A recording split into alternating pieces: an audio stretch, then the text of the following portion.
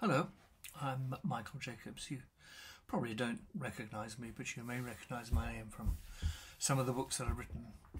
I've written quite a lot, actually, probably, written or edited over 60 books in all, and usually writing's been a very rapid process for me. I write quickly.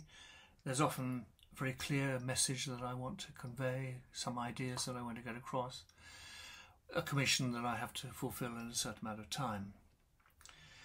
But 3 years ago I retired, and I wasn't going to write anything more. I wasn't going to see anybody more in therapy. I wasn't going to supervise anybody anymore. I wasn't going to teach anymore. It was all a bit too tiring, and I began to doubt, because I was 80, whether I might be as effective as I had been, hopefully, in the past. It was that after the last session that I had with one of my supervisees, the next day, that I thought, that was an interesting session we had. That was quite an interesting point that I thought I made. I think she quite appreciated it. I think I'll write that down. And so, just for my own purposes, really, my own record, I didn't expect anybody else to read it, perhaps they might see it after I died, as one of the things on my computer. I wrote down what we'd been talking about and how I'd addressed it and so on. And then I just left it. I didn't have any more writing in the pipeline, even though since that time I have actually revised 2 of my books. But I wasn't intending to write a book myself. I didn't think I had much more to say. I always knew that books are a bit of a chore. Nevertheless, trying to work through them and keep to a deadline and so on. And so when I jotted something down, I did it again, I did it a few weeks later probably. There was some idea I had. I thought that would have been interesting, if only I'd been supervising people now, I might have used that. But I wrote it down. This was another short piece. I mean, they were both pieces under 500 words. But I like writing, and I polished them, made them read well. I hope read well anyway. And so this went on. We're talking about 3 years ago now, this process that every now and again something would occur to me. It's a bit like in therapy, something suddenly occurs to you and you think, I wonder if I could use that. I wonder if I could give expression to this in the session. And you mull it over and you think how best you might say it and so on. And I continued to do that. And over the year, I actually found that I'd written probably about 20 pieces, I suppose, altogether. I entered my 2nd year of retirement. I was still adding things to it, and now beginning to think, well, hang on, this is quite interesting. I'm beginning to draw on some of these ideas that occur to me. Some of the things that I wake up with, some of the things that occur to me in the reading of a book or a novel or reading of a journal article, because I kept on reading, of course. And I thought, well, I'm going to sort of make a bit more determined effort to write something down when I think it's worth writing. I mean, I would write things down, sometimes I discard them. I didn't think it was worth it. Until it got to a point when actually I had virtually, nearly 50 pieces, which seemed to me to be something of a book, but a strange sort of book, not a book that I'd expect somebody to read from cover to cover. It's a book which has got these 50 pieces in it, these short pieces in it. It's a book that I'd expect someone to pick up and dip into, and then stop and think about. I mean, actually, in the very first one, I suggest that people actually close the book after the first of my reflections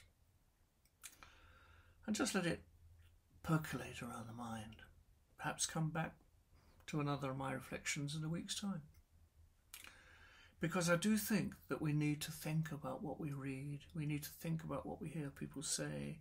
We need to reflect upon what we ourselves say, and what we reflect upon is constantly a monitoring of ourselves, of our process, of our therapeutic relationship, of what things might mean, of what other authors have writers have told us about areas which we're interested in, things which clients say that we think might be significant, but we don't know whether they are. So there's a book. There's a book here, Reflecting on Therapy. Lovely cover, a pebble dropped in a pond, reflections, waves passing out to the edge of the pond. I think you might find it useful. I'm actually quite pleased with it. I'd like to read you just one of these pieces, and if you think it's any good, you might like to see if you can discover the other 49 that are here. It's called Fears and Wishes, number 23. Fears and Wishes. I'm always pleased to find examples of where psychodynamic therapy and behaviour therapy speak with a similar voice. I came across such an example when I was checking what Freud suggested about phobias.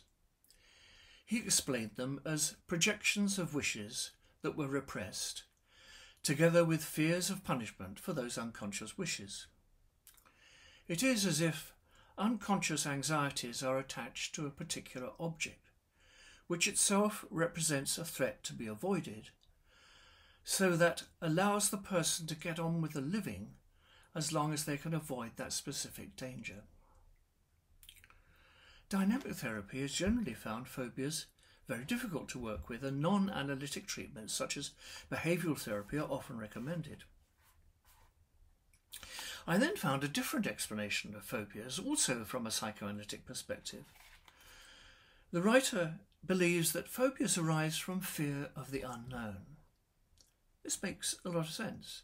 Most young children seem to have little fear and are ready to explore anything new that attracts their attention and interest.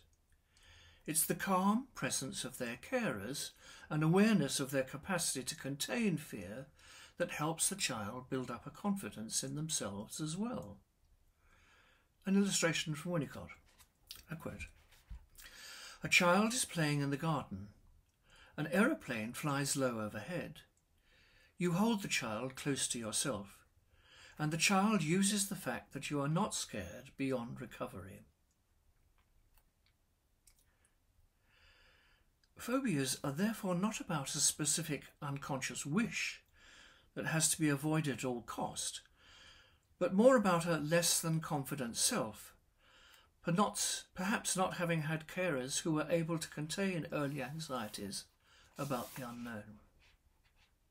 This is not a comprehensive explanation, but it suggests the therapist is not so interested in the object of the phobia and what it stands for, as in the value of talking about the unknown fear or fears.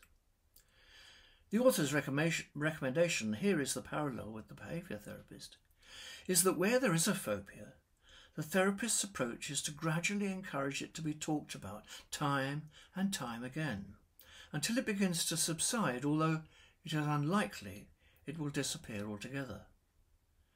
The unknown gradually becomes more familiar and less threatening, since it is held within the safety of the therapeutic process.